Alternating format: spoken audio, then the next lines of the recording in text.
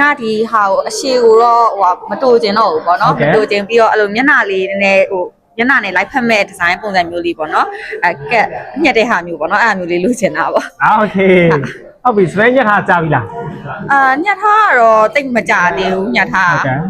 ဘာလောက်ကြောက်လဲညက်ထားနောက်ဆုံးညက်ထားနောက်ဆုံးညက်ထားကတော့ဟိုလောက်ပဲအရင်လားတော့မရောက်ဘူးတလားတော့မကြတော့သေးဘူးညက်ထားကဲဟုတ်အခုလက်ရှိကကြတော့ညီမကကြတော့ဒီရက်စပင်းအရှိတိုင်းကိုပဲပုံမှန်ချင်းမယ်ပေါ့နော်စေတာချင်းမယ်ဆိုတော့ तू ကအခုလက်ရှိမှတညက်ထားတာကကြတော့ဒီရက်စပင်းလေးတွေကကြတော့ဒီနားလောက်တော့ရှိတယ်ပေါ့နော်အရှိကတော့ဒီခေတ်တော့နည်းနည်းလေးပဲထပ်တူလို့တော့ရတော့မယ်အများကြီးတော့ထပ်မတူပေးတော့ဘူးအခုလက်ရှိဒီအရှိတိုင်းကိုပဲအပေါ်ကနေပြကြတဲ့အကြဒီနားက volume ဖြစ်သွားမယ်နော် step တွေများသွားတဲ့ပုံစံဖြစ်သွားမယ်လူငယ်ဆန်တဲ့ဘက်ကိုပို့ရောက်သွားလိုက်မယ်ဟာ okay ရတယ်နော်အတီးက